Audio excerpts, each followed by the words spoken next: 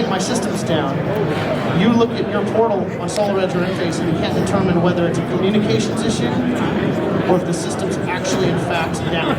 Then you have to roll a truck to go make a determination of the health of the system. With this,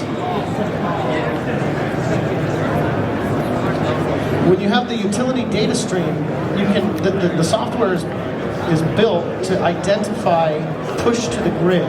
So we're monitoring two different data streams. We're identifying production issues. Okay, if there's no production data, it's flagged for investigation.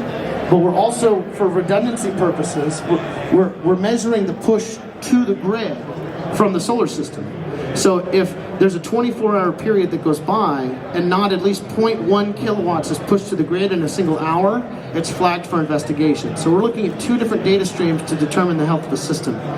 But if I can see that the customer is pushing power to the grid, even though I have no data connection from SolarEdge or Enphase, all of a sudden I can readjust the priority level of the service call. Mr. Customer, you're fine, the system's on, we can roll a truck next week and take a look at those communication issues.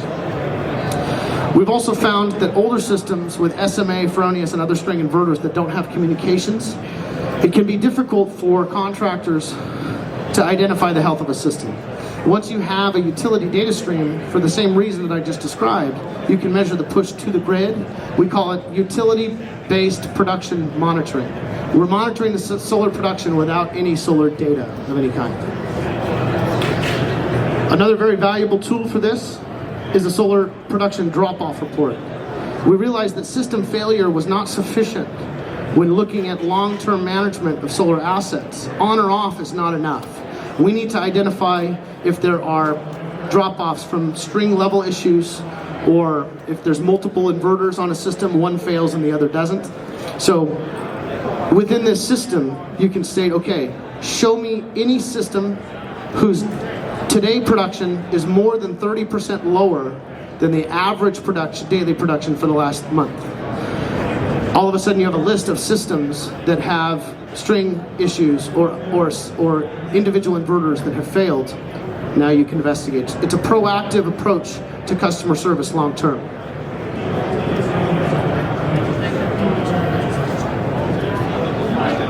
Yes. Yes. Can you set alerts with those reports? Alerts? Yeah, can you set alerts from those reports so that instead of you going in to search it, the things you... Absolutely. Yeah, so the question is, can you set specific alerts for those reports? Once again, we built this product for ourselves, for a company that, we've got several thousand O&M customers and customers we've sold and installed.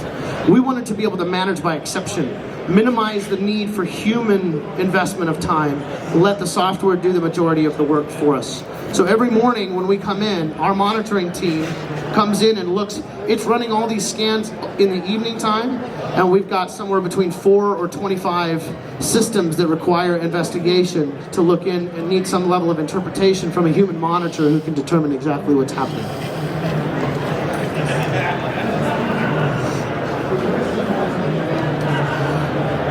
So what we've done is we've realized that for this tool to be successful, trying to deploy it directly to customers is not viable.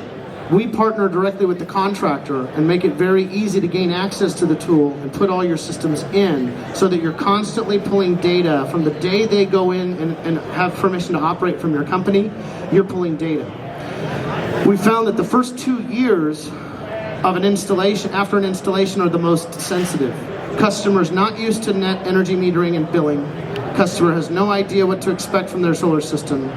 And the first year and second year, for comparative reasons, we found are the best implementation of this tool. So most of our contractors, after inputting all of their past customers into the system and running analytics, every new customer gets a prepaid access for a couple of years to ensure that they have a tool available to them to understand what's happening between their production and the billing that they receive on a monthly basis.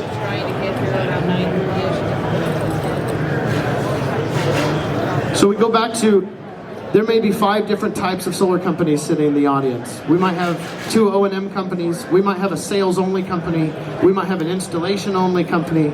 So every contractor we come across who sees this looks at the benefits of it differently for their business.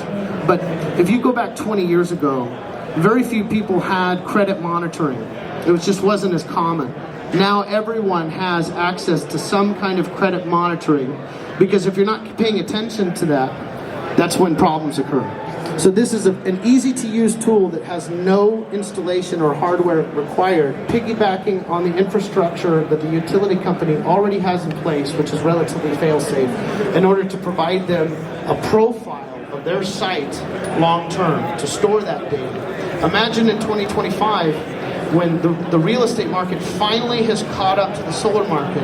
Now you've got homes that have been installed for 10 plus years now, from the boom in 2014, 2015, 2016, they're being sold. Realtors have a great value for the solar profile for that home. If you can state, hey, I've got your consumption, your production history, failures, everything in one easy to read report that can be provided to the realtor. Without this data, you're at a disadvantage. When you're only looking at production, you're only looking at half of the equation. You really need to have the visibility on the consumption in order to see the whole picture.